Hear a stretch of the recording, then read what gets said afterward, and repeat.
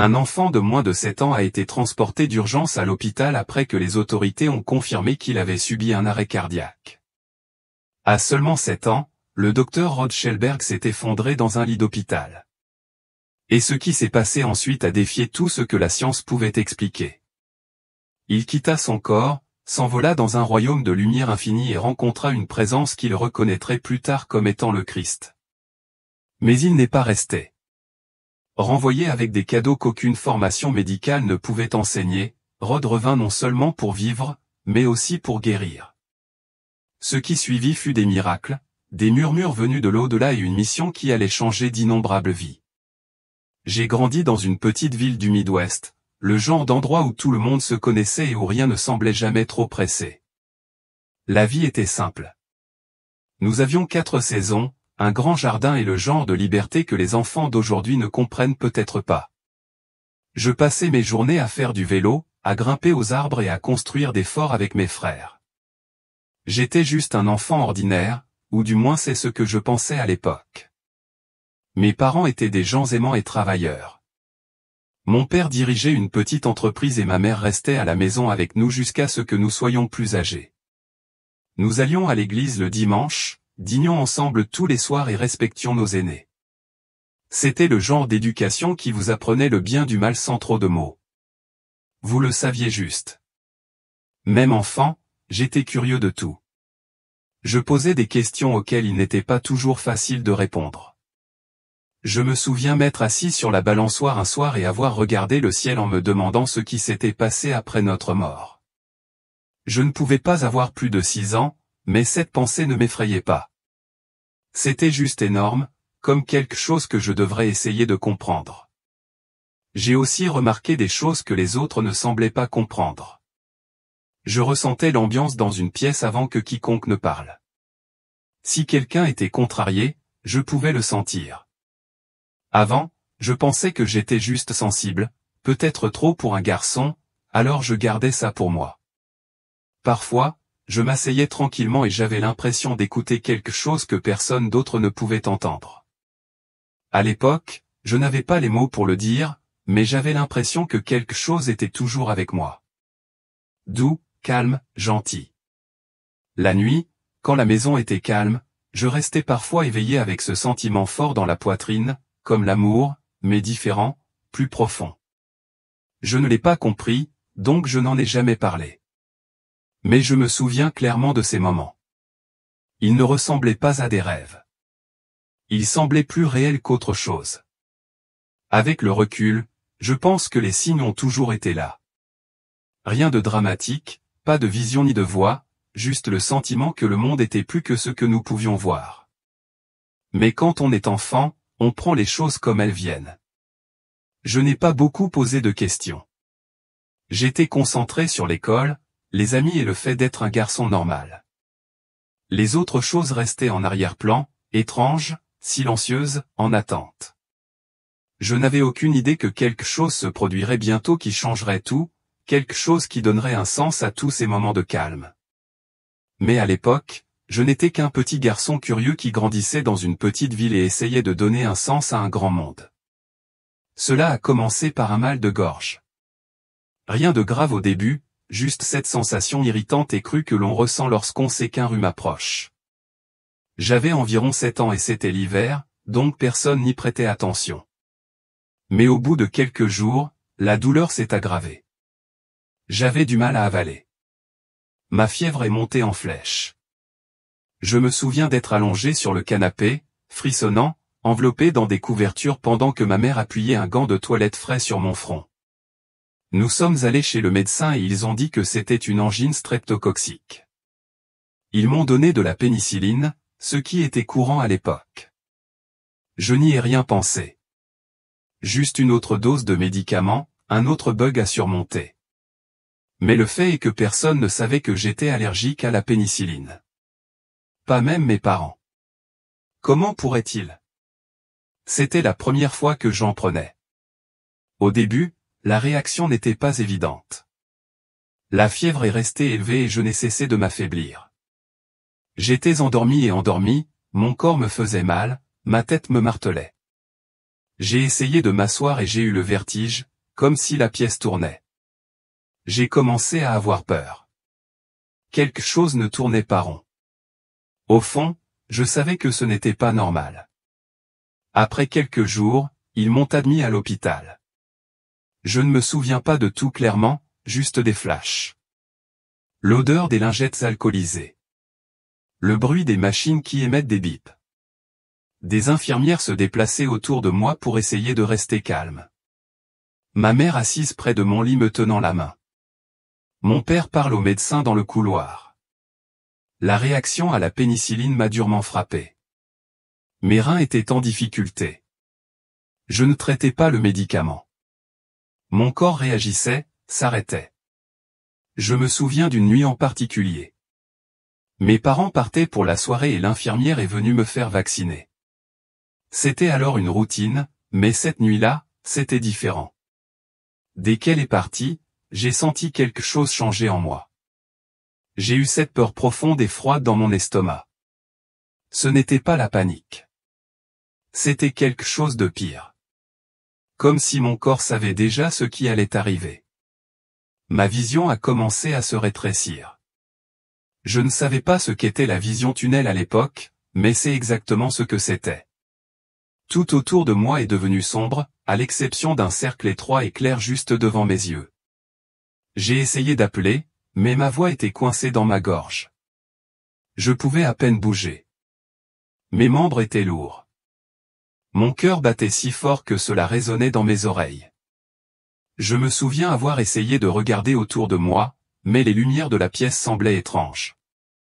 Ils étaient allumés, mais ils ne se ressemblaient pas. Presque sombres, mais pas plus sombres, juste différents. Plus doux, peut-être. Puis il s'est passé quelque chose que je n'arrive toujours pas à expliquer avec des mots ordinaires. Je me sentis soulevé. Pas physiquement, mais ma conscience. C'est comme si je me séparais de moi-même. Une minute, j'étais allongé dans mon lit, effrayé, à peine capable de respirer.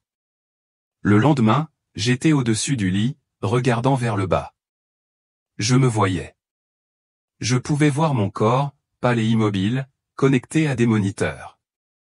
Et je savais sans aucun doute que j'étais en train de mourir. Il n'y a pas eu de panique à ce moment-là, juste le choc de s'en rendre compte. Je ne savais pas où j'allais ni pourquoi cela se produisait. Mais je me sentais bouger, tirer, attirer ailleurs.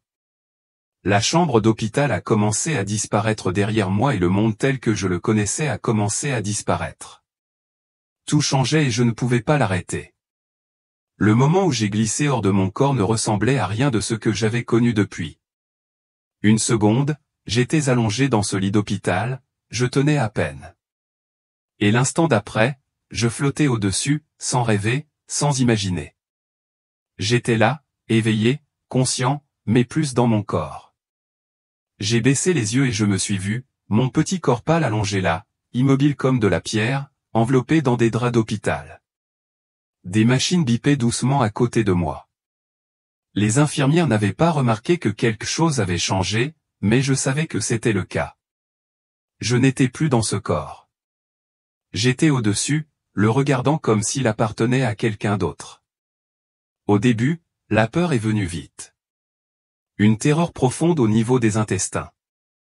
Je me souviens avoir pensé, je suis en train de mourir.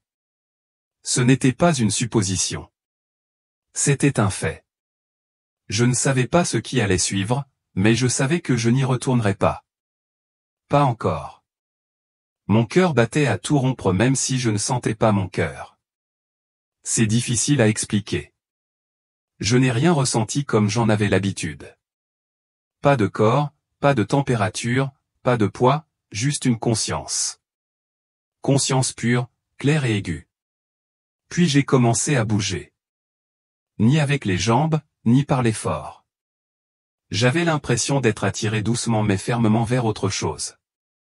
L'hôpital s'est effondré autour de moi. Les murs, les bips automatiques, les plafonniers, tout s'est dissous. J'étais entouré de ténèbres. Un noir profond et sans fin. Et cette fois, la peur était pire. J'étais seul, flottant, sans sens de l'orientation, juste dans l'obscurité. Je ne voyais rien, mais je savais que j'étais toujours en mouvement. Le silence était accablant. Je n'avais aucun contrôle, aucun point d'ancrage, aucune idée de l'endroit où j'allais. Je me souviens avoir pensé, et si je ne revenais jamais? Et si c'était ça?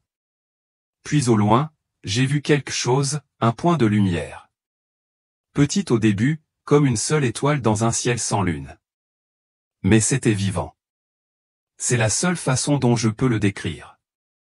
Ce n'était pas seulement de la lumière. C'était la vie. Et au moment où je l'ai vu, quelque chose a changé en moi. La peur a commencé à fondre. Il n'a pas disparu d'un seul coup, mais il s'est ramolli comme de la glace sous le soleil. À mesure que je me dirigeais vers cette lumière, elle grandissait lentement, d'abord, puis plus rapidement. L'obscurité autour de moi ne me faisait plus peur. Cela ressemblait plus à de l'espace. Calme, ouvert, en attente. Plus je me rapprochais de la lumière, plus je ressentais de la paix. Une sorte de paix que je n'avais jamais connue sur Terre. Il faisait chaud, mais pas chaud. Lumineux, mais pas aveuglant. C'était comme si la lumière respirait. Et à chaque respiration, cela me remplissait. J'ai commencé à ressentir quelque chose de nouveau. Pas seulement la paix, mais l'amour. Un amour complet, total et inconditionnel. Comme si on se souvenait de moi, comme si j'étais de retour après un long voyage. C'était comme si quelqu'un m'attendait depuis le début à bras ouverts. Je ne sais pas comment le dire autrement, sauf que j'avais l'impression de rentrer à la maison. Au début, il n'y avait ni mots, ni voix. Juste le sentiment que tout avait un sens. Toute la peur, la douleur, la confusion ont disparu. Je n'avais plus peur de mourir. Je n'avais même pas l'impression de mourir. Je me sentais juste trouvé. Le temps n'existait pas dans cet espace. Il n'y avait ni passé ni futur, juste maintenant, juste une présence. J'étais toujours moi-même, mais je n'étais lié à rien. Je n'avais ni corps, ni nom, ni histoire. J'ai simplement existé pleinement et paisiblement. La lumière ne cessait de croître et je ne voulais rien d'autre que l'atteindre. Je ne pensais pas à ma famille ou à ma vie. Je n'étais pas triste. Je n'étais pas inquiet. Tout ce que j'avais connu me semblait si loin, et ça me convenait. J'étais attiré vers quelque chose de plus grand, quelque chose qui me semblait bien. En me rapprochant, j'ai réalisé que la lumière n'était pas seulement de la lumière. Il y avait de la profondeur. C'était comme une sphère, sans fin et pleine de mouvements. Je pouvais y voir comme si je regardais dans un autre monde, mais pas dans un monde comme la Terre. Il était fait de lumière circulant dans toutes les directions. Des couches et des couches de beauté que je ne peux pas décrire.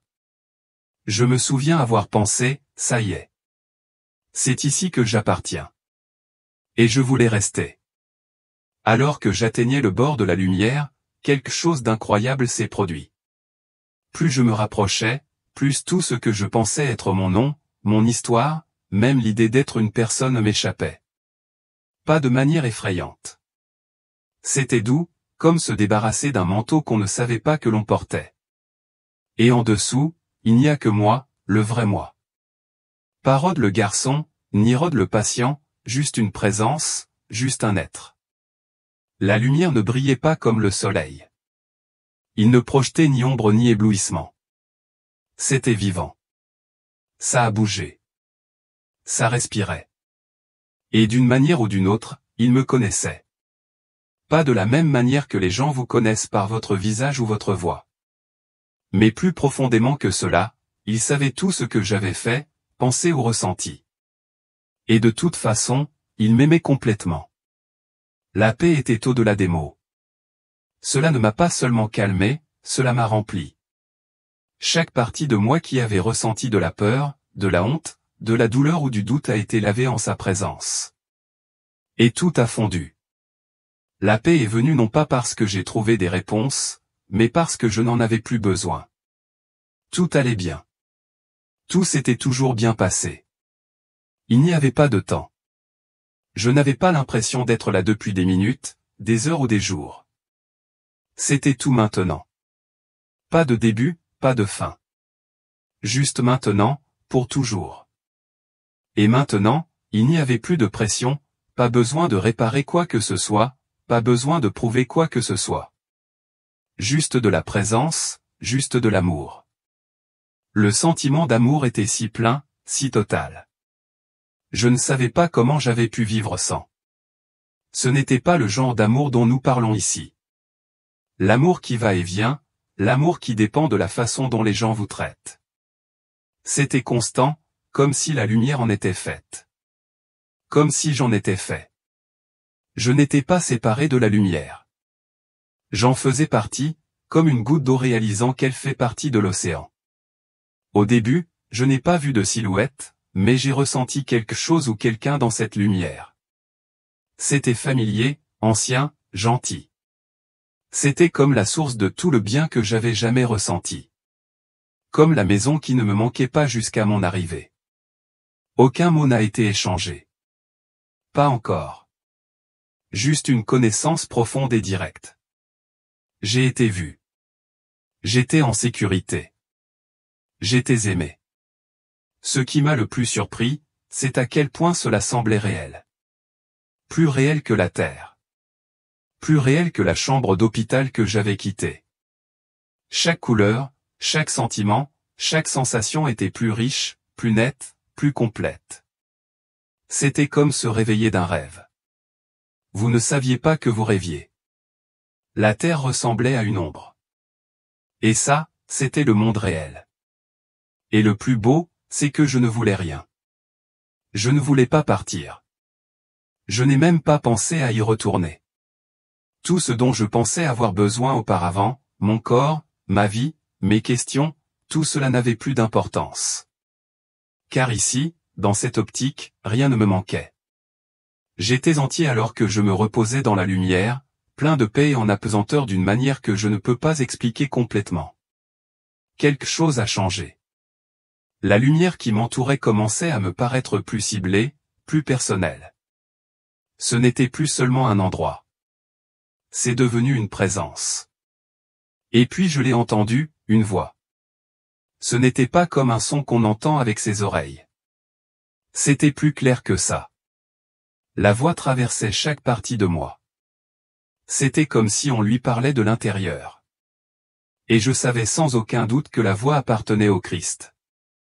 Il n'y a pas eu de tonnerre, pas d'annonce retentissante, juste du calme, juste de la gentillesse. Le genre de voix qui vous fait vous sentir en sécurité sans même essayer. Il n'a pas dit son nom. Il n'était pas obligé. Je savais que c'était lui. C'était comme rencontrer quelqu'un que vous avez toujours connu, même si vous n'avez jamais vu son visage. Il n'était pas nécessaire de poser des questions. La connaissance était juste là. Il n'a pas parlé par paragraphe. Le message était simple mais puissant. Il a dit, « Tu n'as pas encore fini. » Je n'ai pas discuté, mais j'ai été surpris. Pas fait. Que restait-il? Je me sentais plus complet que jamais. Je ne voulais pas retourner à la douleur, à la maladie, à la lutte. Ici, tout prenait sens. Tout allait bien, mais il ne me forçait pas. Il n'y avait aucune pression, seulement de l'amour. Puis j'ai ressenti quelque chose auquel je ne m'attendais pas. But. Ce n'était pas conçu comme un plan. C'était plutôt une graine plantée dans mon esprit, une profonde compréhension que je reviendrais sur Terre. Et quand je le faisais, j'emportais quelque chose de nouveau avec moi, un cadeau, ou peut-être plusieurs. Je ne comprenais pas encore complètement ce qu'ils étaient, mais je les ressentais. Ils n'étaient pas pour moi. Ils devaient être utilisés pour les autres, pour aider, guérir, rappeler aux gens ce que j'avais vu, ce que je savais maintenant être vrai. Je ne me sentais pas spécial. Je ne me sentais pas choisi. Je me sentais juste en confiance, comme un messager. Non pas parce que j'étais meilleur que quiconque, mais parce que j'avais eu la chance de voir quelque chose. Et maintenant, je devais le partager. Plus que tout, ce que la voix m'a donné, c'est de l'amour. Pas seulement pour moi, mais à travers moi. Cela m'a rempli si profondément que cela a commencé à déborder. Je voulais que les autres le ressentent aussi. Je voulais qu'ils sachent qu'ils n'étaient pas seuls. Qu'ils étaient déjà connus et déjà aimés, même s'ils n'y croyaient pas. Vous comprendrez avec le temps, dit la voix. Et je l'ai cru. Même si je ne voulais pas partir, je ne me sentais pas puni. Je ne me suis pas senti abandonné. Je me suis senti honoré. Le genre d'honneur qui vous rend humble parce que je savais qu'une fois de retour, je n'oublierais pas cet endroit. Et même si je ne pouvais pas l'expliquer, je l'emporterais avec moi. Puis la lumière devint plus brillante, non pas de manière aveuglante, mais de manière à se fermer, comme une porte qui commence à se fermer lentement. La paix était toujours là, mais je pouvais sentir l'attraction. J'étais renvoyé. Et avec ce retour, j'ai compris que j'avais un travail à faire. Pas un appel bruyant, pas grand, juste un appel calme et clair à ramener dans le monde la lumière que j'avais touchée. Le retour n'a pas été doux. C'était comme si j'étais arraché d'un lit chaud et jeté dans l'eau froide. Une seconde, j'ai été entouré de lumière, plongé dans la paix la plus pure que j'ai jamais connue. Le lendemain, j'ai été projeté de nouveau contre mon corps. C'était choquant, violent, presque. J'avais le souffle coupé comme si je n'avais pas respiré depuis des années. Ma poitrine me faisait mal. Mes membres étaient lourds et douloureux. Chaque partie de moi se sentait tendue et mal. Je suis passé de flotter dans la lumière à être piégé dans un petit corps brisé. Le contraste était insupportable. J'ai ouvert les yeux et la chambre d'hôpital est apparue. Les dalles du plafond, les 4 poteaux, la lumière crue. Tout semblait terne et sans vie par rapport à l'endroit où je venais d'être. Au début, je ne pouvais pas bouger. Je restais là, stupéfait, essayant de donner un sens à tout cela. Je me sentais volé. Je ne voulais pas revenir. Cela peut paraître étrange, surtout venant d'un enfant. Mais la vérité est que j'avais vécu dans un endroit si plein d'amour, si paisible que me réveiller ici était comme une perte. J'avais envie de pleurer, non pas de douleur, mais de déception. La lumière avait disparu, la voix avait disparu. J'étais de retour dans le bruit, le poids, la peur. Les infirmières ne savaient pas que quelque chose s'était passé. Ils effectuaient leurs vérifications habituelles, discutaient doucement, comme d'habitude. Mais j'avais changé. Je ne pouvais l'expliquer à personne. Je n'avais pas les mots. Je n'étais même pas sûr de ce qui s'était réellement passé. Je savais juste que j'avais été ailleurs, quelque part mieux. J'ai essayé de me convaincre que c'était un rêve. C'est ce que diraient les adultes si je le leur disais. Mais au fond, je savais que ce n'était pas le cas. C'était plus réel que ce monde. C'était ce qui était étrange. Ici, tout me semblait soudain plat, assourdi, comme si la terre n'était qu'à moitié vivante et que je venais d'aller dans l'autre moitié. Je n'ai dit un mot à personne. Pas alors. Je l'ai gardé à l'intérieur, me demandant ce que tout cela signifiait. Pourquoi étais-je revenu? Que étais-je censé faire avec ça? Je ne savais pas. Je savais juste que quelque chose d'important s'était produit et que je ne verrais plus jamais le monde de la même façon. La vie après les mines n'était plus normale. Même si de l'extérieur, cela avait l'air d'être le cas. Je suis retourné à l'école, j'ai joué avec mes amis, j'ai fait mes corvées, mais quelque chose en moi avait changé. Tout me paraissait légèrement décalé, comme si je regardais la vie se dérouler à quelques mètres de moi, comme si je n'étais pas complètement branché. J'ai commencé à remarquer des choses. Je regardais les gens et voyais des couleurs autour d'eux, des lumières douces et brillantes qui bougeaient avec eux. Je ne connaissais pas le mot aura à l'époque, mais c'est ce qu'il était. Certaines couleurs étaient vives et propres. D'autres semblaient boueux ou brisées. Je ne savais pas encore ce que signifiaient les couleurs, mais je pouvais sentir la différence. Quelqu'un avec une lueur verte brillante se sentait gentil et en bonne santé. Quelqu'un avec une aura rouge terne me rendait nerveux même s'il souriait. J'en ai parlé une fois à quelques enfants. J'étais en CE2 et je me souviens avoir dit quelque chose comme « Voyez-vous ce bleu autour de sa poitrine ?» Ils me regardaient comme si j'avais deux têtes. L'un d'eux a ri. Un autre a dit que j'étais bizarre. Après ça, je me suis tu à ce sujet. Je ne voulais pas être différent, mais ce n'était pas seulement les couleurs. La nuit, quand j'étais seul, j'ai commencé à quitter mon corps. Je ne voulais pas. C'est juste arrivé. J'étais allongé dans mon lit, détendu, et puis soudain, je me sentais léger, comme si je flottais et je me regardais en train de regarder mon corps dormir. J'étais calme quand c'est arrivé, comme si c'était naturel. Pas effrayant du tout. Je dérivais jusqu'au plafond, parfois même à l'extérieur de la maison. Je pouvais voyager, même si je ne l'appelais pas ainsi. Je pensais juste que c'était quelque chose que j'avais fait. Il y avait aussi ce sentiment, cette profonde conscience des gens. Si quelqu'un entrait dans une pièce bouleversée, je le sentirais avant même qu'il n'ouvre la bouche. Si quelqu'un était malade, je sentais quelque chose changer dans l'air autour de lui. Je ne pouvais pas expliquer comment je le savais. Je viens de le faire. Mais encore une fois, je n'en ai pas parlé. J'avais déjà appris ce qui s'était passé lorsque je l'ai fait. Le plus dur, c'était de se sentir séparé. Je ne pouvais pas interagir de la même manière avec les autres enfants. Ils s'inquiétaient des notes, des jouets et de qui disait quoi à la récréation. J'ai essayé de participer, mais c'était forcé, comme si je faisais semblant d'être quelqu'un que j'étais. Au bout d'un moment, je suis devenu doué pour le cacher, souriant quand j'étais censé le faire, riant au bon moment. Jouer le rôle. Mais à l'intérieur, je savais que j'avais vu quelque chose que personne d'autre autour de moi ne semblait comprendre. Et je le portais comme un secret silencieux, lourd, en attente.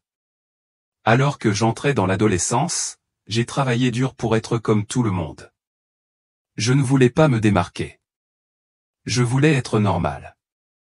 Je faisais du sport, allais danser à l'école, faisais mes devoirs. Je passais du temps avec des amis, racontais des blagues et poursuivais le même genre de vie que tout le monde semblait vouloir. De l'extérieur, j'avais probablement l'impression d'avoir abandonné tout ce qui m'était arrivé quand j'étais enfant. Mais la vérité est que cela ne m'a jamais quitté. Le cadeau était toujours là, juste plus silencieux. Je l'avais poussé profondément, en espérant qu'il n'apparaîtrait pas au mauvais moment. Parfois, je glissais. J'entrais dans une pièce et je sentais la douleur de quelqu'un me frapper comme une vague. Je touchais le bras de quelqu'un et je ressentais quelque chose d'étrange, comme si son énergie me racontait une histoire. Ou alors j'aurais des rêves qui ressemblaient plus à des messages qu'à du sommeil. J'ai tout gardé pour moi. L'université est arrivée et j'ai choisi la biologie comme spécialité. J'ai aimé comprendre comment fonctionnait le corps. Cela m'a donné un moyen de garder les pieds sur terre. La science m'a donné des règles, des explications. C'était un monde où tout avait une étiquette. J'ai aimé ça, au moins pendant un moment. Cela m'a aidé à me sentir en contrôle de quelque chose que je n'avais jamais pu expliquer.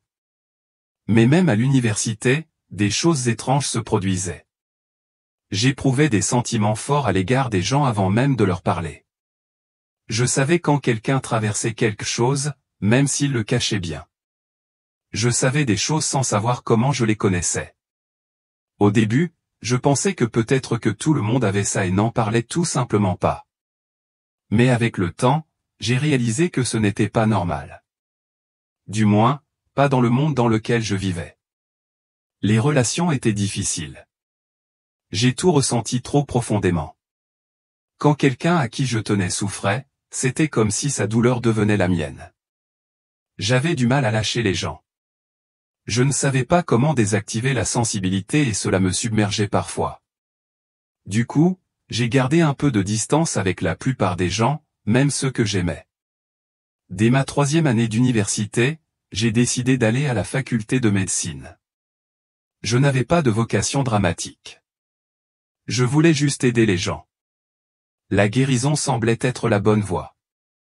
Je pensais que peut-être, juste peut-être, je pourrais utiliser ce que j'avais même si je ne le comprenais pas complètement. La médecine était respectée, sur une manière de faire le bien dans le monde sans que personne ne se pose trop de questions. Une partie de moi se souvenait encore de la lumière, même si je n'y pensais pas tous les jours. Je n'en avais pas parlé depuis des années, mais je le portais en moi comme une promesse discrète. Je ne savais pas comment ni quand, mais j'avais le sentiment qu'un jour ça reviendrait. Pas l'expérience elle-même, mais le but. Je ne savais pas encore ce que cela signifiait. Alors j'ai continué. Je suis devenu médecin et j'ai attendu. J'avais quelques années de carrière lorsque des choses étranges ont recommencé à se produire. Pas de manière dramatique, mais dans des moments calmes et indéniables. À ce moment-là, j'avais fait mes études de médecine, fait ma résidence et atterri aux urgences, où tout était rapide et intense. Des décisions de vie ou de mort arrivaient toutes les heures. Vous avez appris à faire confiance à votre formation, à avancer rapidement et à garder vos émotions à l'écart. Mais parfois, quelque chose d'autre intervenait, quelque chose qui n'avait rien à voir avec les manuels scolaires ou les dossiers médicaux. La première fois que je l'ai vraiment remarqué, une femme d'une quarantaine d'années est venue aux urgences. Elle s'était effondrée au travail et, lorsqu'elle est arrivée, elle était à peine réactive. Aucun traumatisme, aucun problème de santé connu. L'équipe est passée à l'action, vérifiant les signes vitaux et ordonnant des tests. Je me tenais au pied du lit, essayant de donner un sens à tout cela. Puis c'est arrivé. Une voix, pas forte, pas même extérieure, mais claire, réelle ou aussi réelle que si quelqu'un à côté de moi m'avait chuchoté à l'oreille. Mettez votre main sur son pied droit et appuyez. Cela n'avait aucun sens. Aucun protocole ne suggérait cela, mais je l'ai fait. Je m'avançai et pressai doucement son pied. Son bras se contracta d'une manière étrangement saccadée. La voix revint, elle a du clonus. Son cerveau est toxique. Empoisonnement au Tylenol. Je me suis figé. Le clonus est le signe de lésions neurologiques graves, généralement dues à un empoisonnement ou à un traumatisme cérébral. Mais rien dans sa présentation ne l'indiquait. Pourtant, j'ai fait confiance à ce que j'ai entendu. J'ai commandé un test de niveau de Tylenol et un test d'ammoniac, même si les deux étaient considérés comme inutiles à ce stade. Les infirmières haussèrent les sourcils. L'un d'entre eux a même demandé, « Pourquoi faisons-nous cela ?» Je n'ai pas répondu. Je savais juste. Les résultats sont revenus critiques. Son foie était défaillant. Elle prenait une combinaison d'analgésiques en vente libre et de médicaments sur ordonnance, doublant sans le savoir la dose de Tylenol chaque jour pendant des semaines. Son corps ne pouvait pas éliminer les toxines. Son cerveau s'arrêtait. Nous lui avons immédiatement donné l'antidote. En quelques jours, elle était réveillée, parlait et parfaitement bien. Je me souviens m'être assise à son chevet plus tard, la regardant rire avec son mari. Et j'ai pensé, comment ai-je su ça? Je n'aurais jamais pu le savoir. Sauf que je l'ai fait. C'était la première fois que je réalisais vraiment que la voix que j'avais entendue quand j'étais enfant, celle de la lumière, était toujours avec moi ou pas disparue, pas perdue, juste en attente. Après cela, d'autres moments sont arrivés. Un patient entrait et je sentais que quelque chose n'allait pas avant même qu'il ne parle. Je savais où était leur douleur avant qu'ils me le disent. Je recevrais des coups de pouce discrets, commander ce test, vérifier ce niveau, poser cette question. Chaque fois que j'écoutais, cela conduisait à quelque chose de réel, quelque chose qui sauvait une vie ou en changeait une. J'ai commencé à réaliser que je n'étais pas seulement un médecin. J'étais guidé. Cela n'arrivait pas tous les jours. Et il n'est pas venu quand je l'ai demandé. Mais quand cela arrivait, c'était toujours clair, toujours juste, et j'ai commencé à lui faire confiance. C'était un après-midi calme aux urgences, ce qui est rare. La plupart des journées sont bruyantes, chaotiques et imprévisibles. Mais cette journée était différente. Le bruit s'était atténué, le rythme avait ralenti et pendant un bref instant, l'unité parut presque paisible. J'étais en train d'examiner quelques dossiers lorsque les ambulanciers ont amené une femme d'une quarantaine d'années, inconsciente, sans blessure visible. Le rapport indique qu'elle s'est effondrée au travail et a cessé de respirer. Ses yeux étaient fermés. Elle ne répondait pas. Ils utilisaient un masque à valve pour l'aider à respirer. Aucun signe de traumatisme, aucune convulsion. Ses pupilles étaient lentes. Nous n'avions aucun antécédent médical sur lequel s'appuyer. Elle n'avait pas l'air d'appartenir à un état critique. Mais quelque chose n'allait vraiment pas. Pendant que nous la transférions sur le lit, je me tenais à ses pieds, la regardant, essayant de comprendre. Tous les autres parlaient, avançaient vite, effectuaient les contrôles habituels. Mais je me sentais immobile, comme si l'air s'était épaissi autour de moi. J'ai retrouvé ce vieux sentiment, celui que je n'avais plus eu depuis que j'étais enfant. Quelque chose arrivait. Puis je l'ai entendu. La voix, même ton, même endroit. Côté gauche près de mon oreille, mais d'une manière ou d'une autre aussi à l'intérieur de moi. Mettez votre main sur son pied droit et appuyez. Je n'ai pas hésité. Je me suis penché, j'ai appuyé doucement sur son pied et tout à coup, son bras a secoué. Ce n'était pas un réflexe. C'était autre chose. Son bras commença à se contracter de manière incontrôlée, comme un tremblement. Elle est Clonus, dit la voix. Son cerveau est empoisonné. Je me levai, stupéfait. Je savais ce que voulait dire Clonus. C'était un signe rare et cela indiquait un problème grave au niveau du cerveau. Mais nous ne savions pas quel type d'empoisonnement s'était produit, le cas échéant. Elle n'avait aucune trace, aucun signe d'overdose. Mais ensuite la voix reprit, empoisonnement au Tylenol. Son foie est défaillant. L'ammoniac s'accumule dans son cerveau. C'était un diagnostic très précis.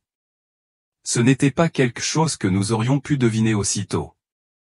Normalement, nous menions des laboratoires de routine et peut-être que si les choses s'aggravaient, nous passerions à ces panels plus approfondis. Mais j'ai fait confiance à la voix.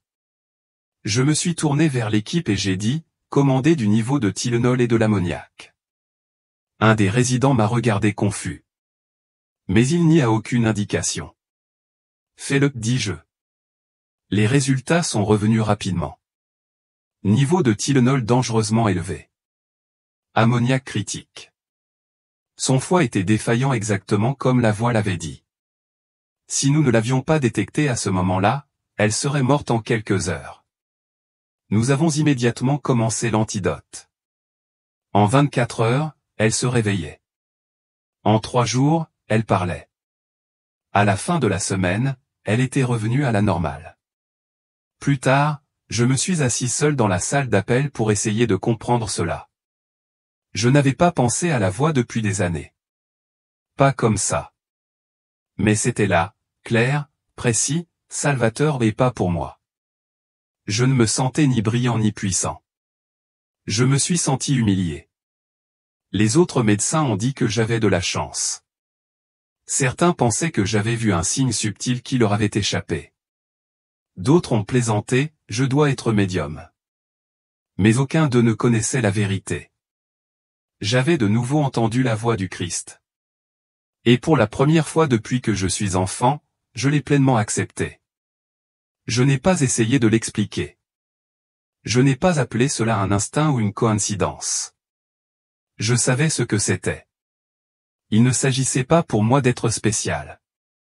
Il s'agissait d'écouter, de faire confiance à quelque chose de plus grand que la logique ou la connaissance. J'ai toujours cru à la science. Je le fais toujours, mais c'était différent. C'était personnel. Après ce jour, j'ai commencé à écouter davantage. Je n'en ai pas parlé.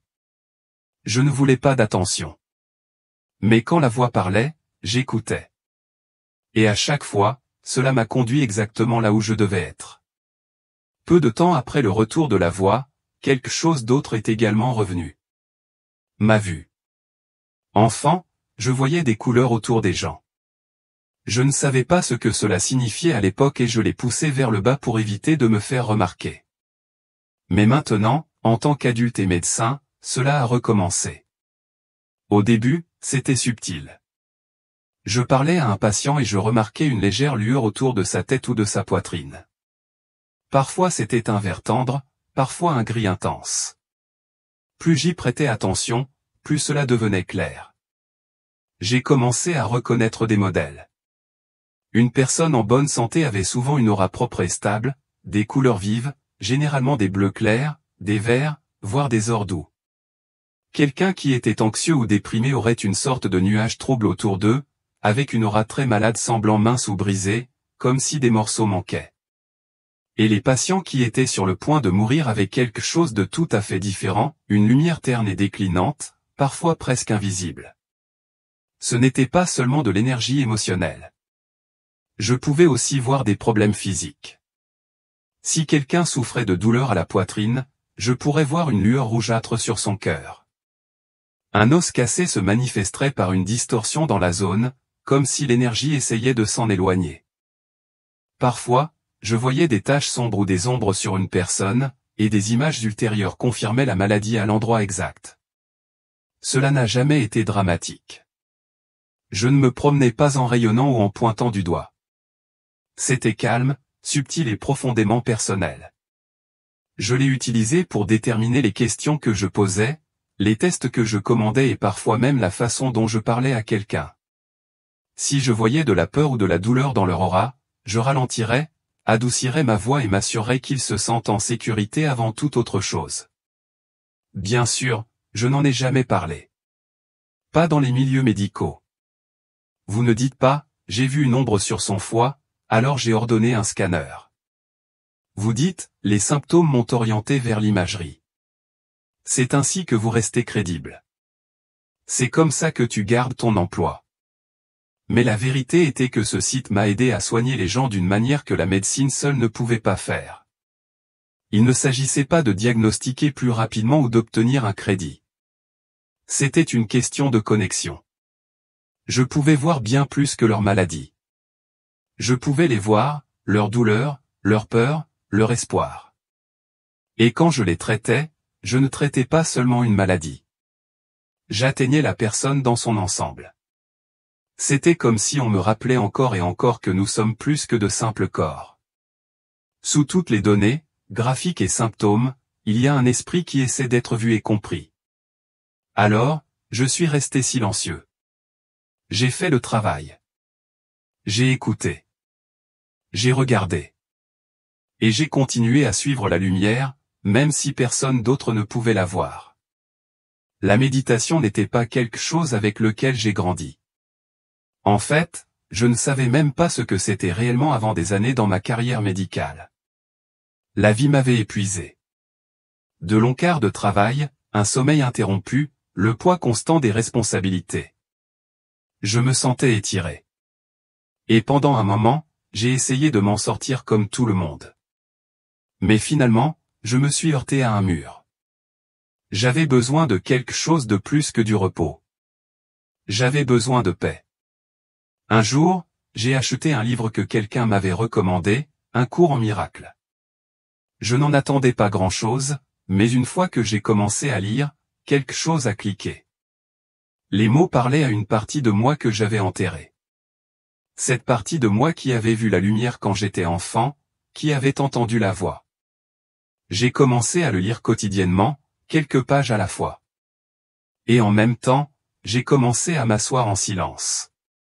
Au début, je pouvais à peine rester assis. Mon esprit s'est emballé. Mon corps s'agitait. 5 minutes semblaient être une heure. Mais j'ai continué à me présenter tous les jours. 5 minutes sont devenues 10. 10 sont devenues 20.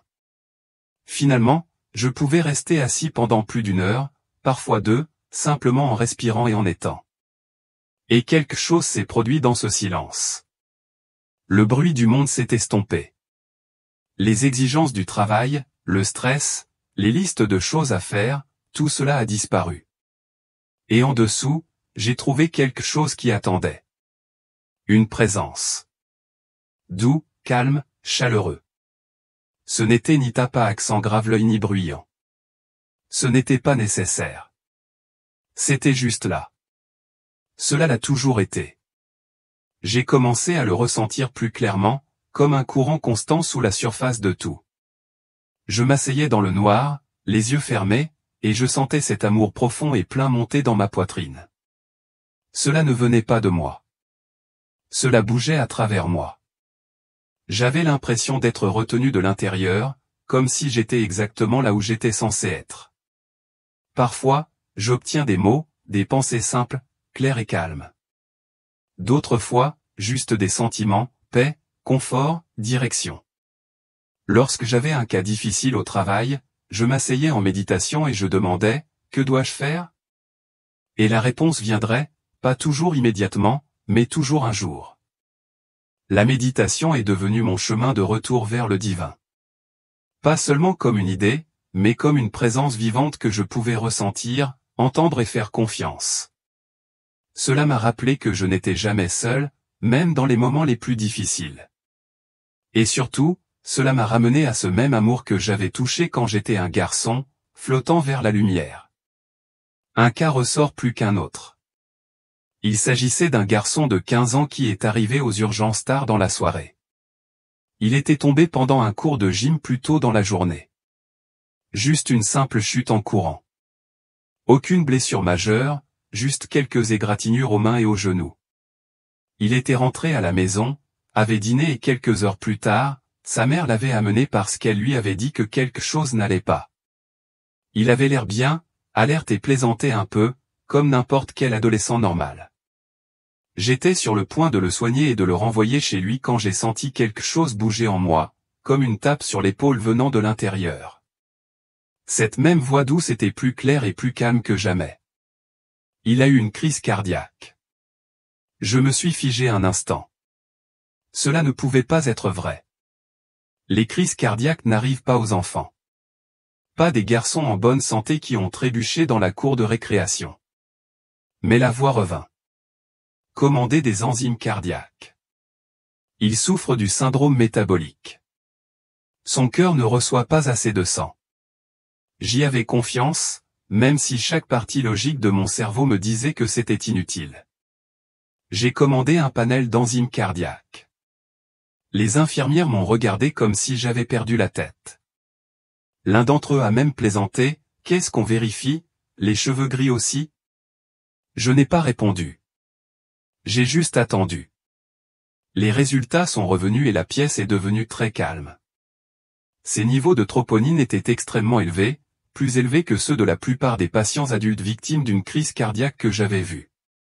Nous l'avons transporté d'urgence aux urgences.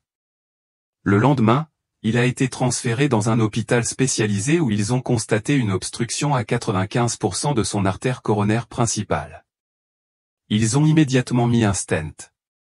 Le médecin a dit qu'il serait probablement mort dans son sommeil cette nuit-là. Quelques semaines plus tard, sa mère m'a envoyé une lettre.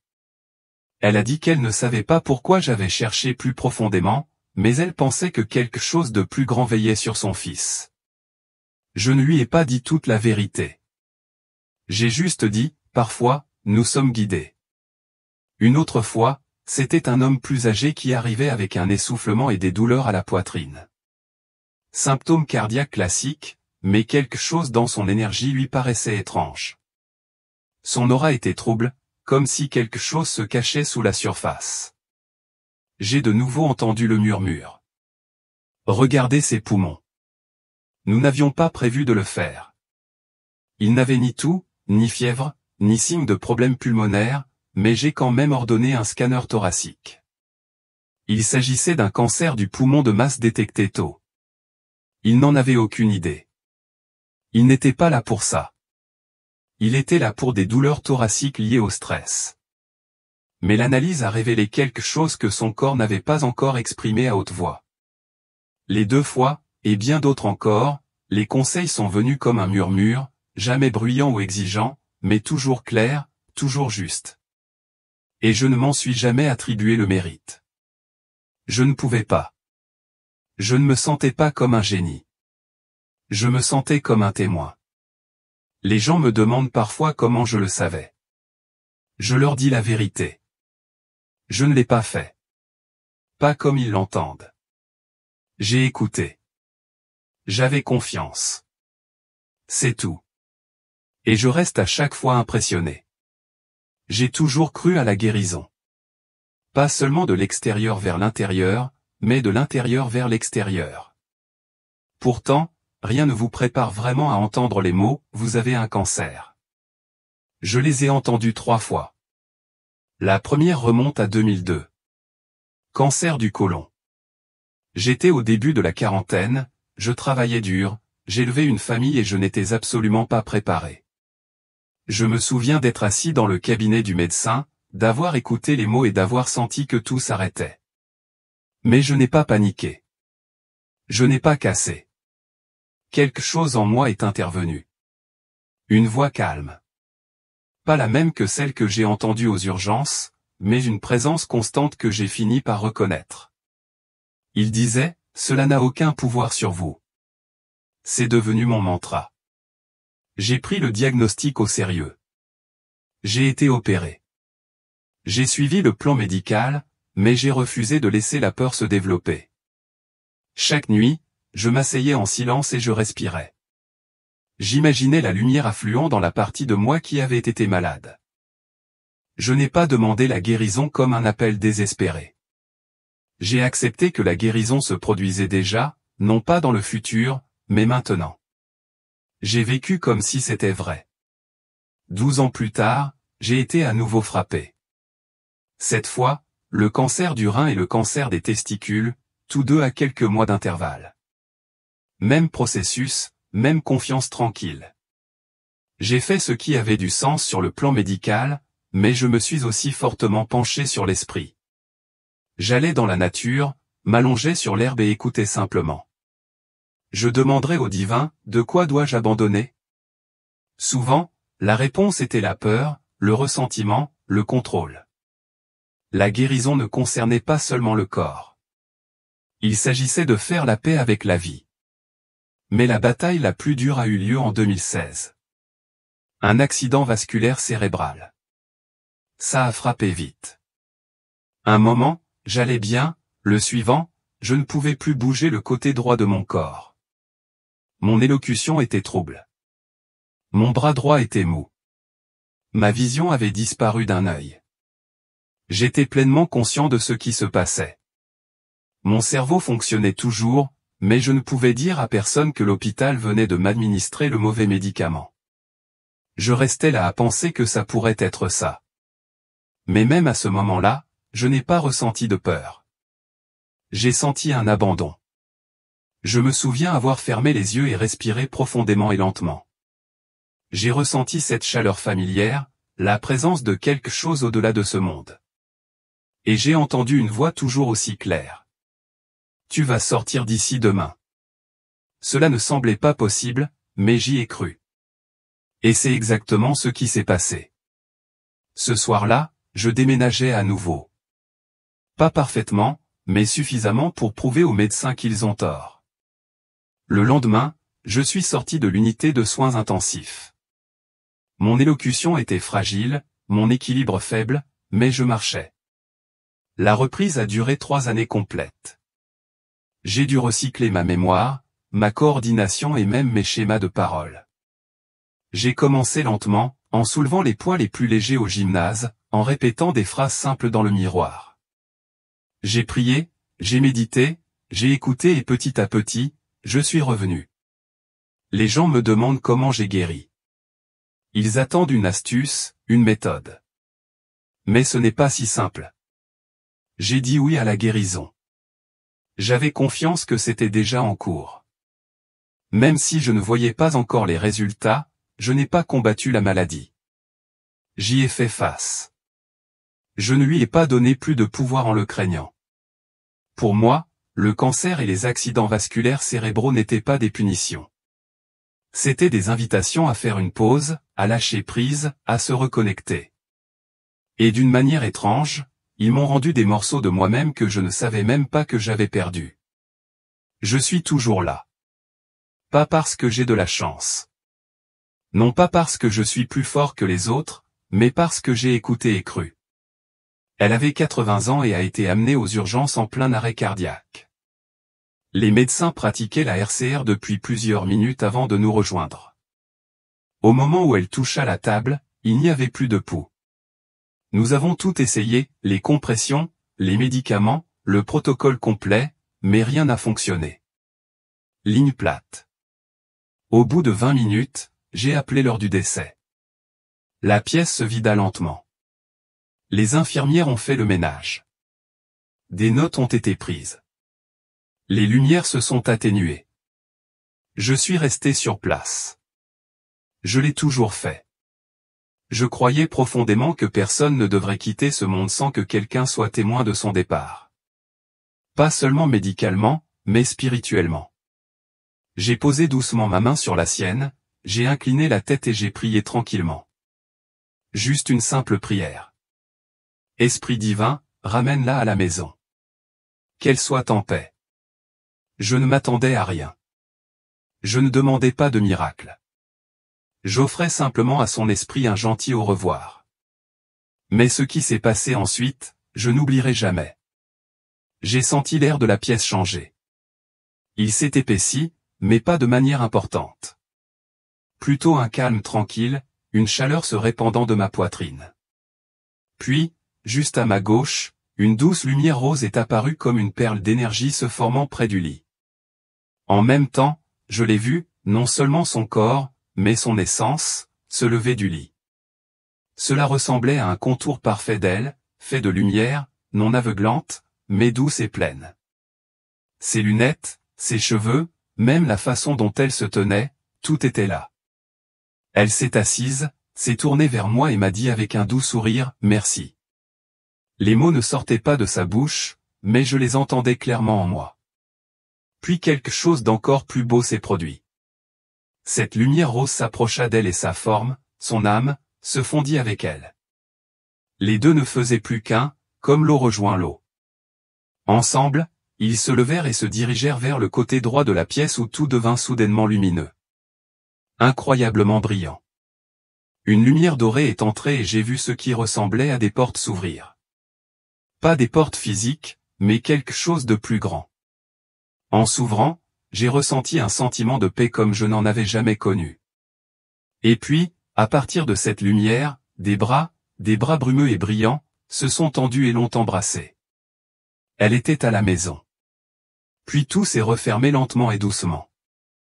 La lumière s'est estompée. La pièce retrouva ses couleurs et ses sons ordinaires, mais je dus me soutenir contre la balustrade. J'étais submergé, non pas par la peur ou la tristesse, mais par l'amour. Tellement d'amour. Ce jour m'a changé. Depuis, je l'ai revu. Peut-être pas toujours aussi clairement, mais le sentiment est le même. Une chaleur, une présence, un savoir que personne ne laisse seul. La mort est une fin. C'est un retour. Et dans ce retour, il n'y a pas de peur, seulement l'amour qui attend à bras ouverts. Le deuil est l'une des choses les plus difficiles que nous traversons. Cela frappe par vagues, et parfois ces vagues ne s'arrêtent pas pendant longtemps. Au fil des années, j'ai vu des gens faire face au deuil sous toutes les formes, mort subite, longue maladie, adieu discret et perte tragique. Mais la douleur qui me reste le plus est celle d'un parent qui a perdu un enfant. Un jour, après une conférence que j'avais donnée sur la mort et le voyage de l'âme, un homme s'est approché de moi. Il était silencieux, tenant quelque chose dans ses mains. C'était une photo d'une jeune fille, âgée peut-être de 11 ou 12 ans, vêtue d'une robe d'été bleue et blanche. Elle avait les cheveux blonds et un grand sourire ouvert. « C'est ma fille, dit-il, la voix tremblante. Elle nous a été enlevée. Quelqu'un l'a assassinée. Nous ne savons toujours pas qui. » Il s'est assis en face de moi et a pleuré. Pas de gros sanglots. Juste cette tristesse profonde et brisée, celle qui vit en silence. Il a dit qu'il ne pouvait pas dormir, qu'il ne pouvait pas lâcher prise, qu'il ne pouvait plus la sentir. Cela faisait plus d'1 an, mais j'avais toujours l'impression que cela venait de se produire. Son chagrin s'était transformé en mur. Un mur entre lui et le monde, entre lui et la mémoire de sa fille. Au début, je ne savais pas quoi dire. Rien ne répare ce genre de perte, mais j'ai senti quelque chose changer autour de nous. C'était subtil mais clair. L'air semblait plus doux, plus léger. Je lui ai demandé de respirer avec moi. Nous avons fermé les yeux quelques instants et je lui ai demandé de l'imaginer non pas telle qu'elle était morte, mais telle qu'elle avait vécu. J'ai décrit ce que je voyais, même si je n'essayais pas de le faire. Cela vient de me venir. Elle est là, dis-je. Elle porte la même robe d'été. Elle sourit et elle te tend la main. L'homme ouvrit les yeux et murmura, je peux la sentir. Ses mains tremblaient puis elles s'arrêtèrent. Il m'a regardé et a dit, c'est comme si elle les tenait dans ses bras. J'ai hoché la tête. Elle est. Ce n'était pas une performance. Il ne s'agissait pas de moi. Ce fut un moment de connexion entre son chagrin et son amour, entre le physique et le spirituel. Et dans cet espace, juste pendant quelques minutes, il relâcha suffisamment la douleur pour la ressentir à nouveau. C'est ce que fait le chagrin. Cela construit un mur si épais que l'amour ne peut pas passer. Mais nos proches ne nous quittent jamais. Leurs esprits se trouvent juste de l'autre côté d'un voile très fin. Ils essaient toujours de nous joindre. C'est le chagrin, et non la mort, qui nous sépare le plus. Je dis aux gens maintenant, quand la douleur est trop forte, faites une pause, respirez, demandez un moment de paix. Pas pour toujours, juste pour le moment. Il suffit souvent de cela pour laisser passer leur présence. Un souvenir, un murmure, une chaleur dans la poitrine. C'est réel. Ils sont toujours avec toi. Vous n'êtes pas obligé de le comprendre. Il suffit d'être ouvert. L'amour ne meurt pas. Cela change. Cela grandit. Et si vous écoutez, écoutez vraiment, vous les entendrez dire, je suis toujours là. Au fil du temps, mon objectif a changé. J'ai toujours un cœur de guérisseur, mais maintenant il va au-delà de la médecine. Je ne travaille plus aux urgences. Mes journées ne sont pas remplies de codes et de crash-cars. Mais la mission n'est pas terminée. C'est approfondi. Maintenant, je passe une grande partie de mon temps à méditer, non seulement pour moi, mais pour le monde. Je m'assois tranquillement, je respire et je me concentre sur la lumière. Pas seulement comme une idée, mais comme une véritable énergie qui peut bouger, guérir et atteindre des endroits où je n'irai jamais physiquement. J'imagine que cela coule à travers moi, vers les gens que j'aime, vers ceux que je n'ai jamais rencontrés, et même dans les endroits que j'ai vus aux informations, les hôpitaux, les maisons où les gens souffrent. Je ne prie plus avec des mots. Je garde juste de l'espace. Je vois le monde enveloppé de lumière et je le laisse couler. C'est ce que signifie être un travailleur de lumière. Il ne s'agit pas d'être parfait ou d'avoir des réponses. Il s'agit de choisir encore et encore l'amour plutôt que la peur. Même quand c'est dur, surtout quand c'est dur. Le monde souffre.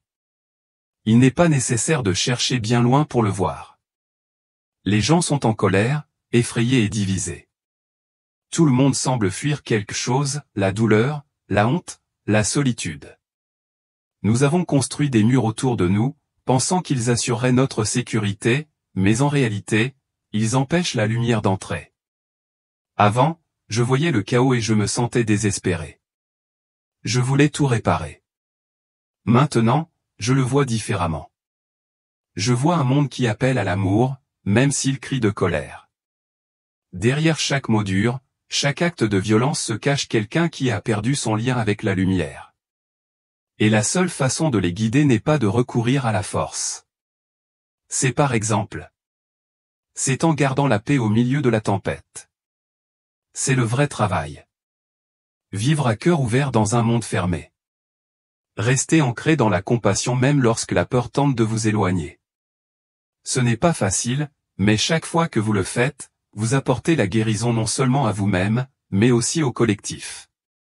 Vous n'avez pas besoin d'être médecin, mystique ou d'avoir vécu des expériences de mort imminente pour ce faire. Vous avez juste besoin d'être prêt à faire une pause, à respirer, à laisser l'amour vous guider. Je crois que chacun de nous porte la lumière. Nous sommes tous connectés. Et quand l'un de nous guérit, cela se répercute sur tout le monde. C'est donc ce que je fais maintenant. Je tiens la lumière. Je l'envoie. J'ai confiance. Non pas parce que je pense que tout sera réglé du jour au lendemain, mais parce que je sais sans aucun doute que cela fait une différence. Et pour le moment, Le monde n'a pas besoin de plus de jugement. Il lui faut plus de lumière. Si vous êtes arrivé jusqu'ici, je veux que vous sachiez quelque chose de simple, mais vrai. Toi aussi, tu es divin. Vous ne le ressentirez peut-être pas. Vous pouvez en douter. Vous pouvez porter de la douleur, de la peur, du regret ou de la honte qui vous disent le contraire. Mais rien de tout cela ne change la vérité. Au fond de votre cœur, malgré tout le bruit et l'inquiétude, se trouve la même lumière que j'ai vue quand j'étais enfant. La même présence que j'ai ressentie lors de mon expérience de mort imminente. Le même amour qui m'a guéri encore et encore. C'est en toi. Le monde évolue vite, trop vite. Cela nous dit de réussir, de prouver, de nous réparer avant de mériter la paix. Mais la présence du divin ne vit pas dans vos accomplissements. Il vit dans votre calme. Il vous attend dans le calme. Cela a toujours été là. Vous avez juste été trop occupé, trop distrait, trop blessé pour l'entendre. C'est bon. Il n'y a aucune honte à cela. La vie peut être dure. Mais vous n'êtes pas obligé de tout porter seul. Le même amour qui m'a attiré vers la lumière quand j'étais en train de mourir est avec toi en ce moment. Où que vous soyez, quoi que vous traversiez, vous n'avez pas besoin de vivre une expérience de mort imminente pour vous réveiller. Vous n'avez pas besoin de voir des auras ou d'entendre des voix pour être connecté. Tout ce que vous avez à faire est de ralentir. Respirez. Mettez la main sur votre cœur et écoutez. La voix que vous entendrez n'est peut-être pas forte. Il se peut qu'il n'utilise pas de mots. Cela peut venir comme un sentiment, une connaissance, un profond sentiment de paix. C'est ainsi que parle le divin. Pas à vos oreilles, mais à votre âme. Si vous êtes en deuil, cette présence est avec vous. Si vous avez peur, cela vous retient déjà. Si vous vous sentez perdu, le chemin du retour commence par un simple moment de calme. Je ne suis pas spécial. Je suis juste quelqu'un qui a la chance de se rappeler ce qui est déjà vrai pour nous tous. Que nous sommes plus que notre corps, nos peurs, notre passé. Nous sommes des esprits portés par l'amour, connectés à quelque chose de bien plus grand que tout ce que ce monde peut offrir. Alors, où que vous soyez dans votre voyage, que vous prospériez, que vous luttiez ou que vous surviviez simplement, sachez-le. Tu n'es pas seul. Vous êtes aimé plus profondément que vous ne pouvez l'imaginer. Et cet amour n'est pas loin. Ce n'est pas dans le ciel. C'est dans votre souffle, dans votre silence, dans votre cœur. Vous n'avez pas besoin de le gagner. Il vous suffit de vous en souvenir. Alors prenez un moment aujourd'hui. Éteignez le bruit. Lâchez la pression. Asseyez-vous et soyez. Et vous le trouverez.